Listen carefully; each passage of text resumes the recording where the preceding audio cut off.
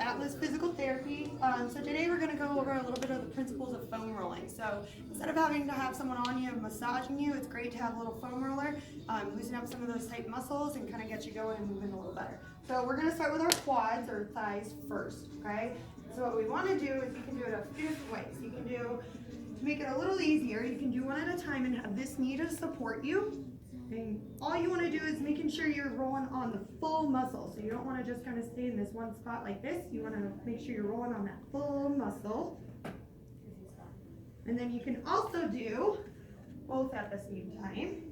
It's just going to be a little more pressure and it's going to feel a little bit worse. And you can just roll a good amount of times, is about 20 to 30 rolls, or spend about 2 to 3 minutes on a foam roller. Second ones we're going to do are for our calves, so these guys. And again, we can do one at a time, have that other leg kind of supporting you so you're not putting so much weight on there. You can also do both at the same time. And if you're not really feeling much there, you can go ahead and stack one leg on top of the other. And again, 20 or 30 rolls suffices.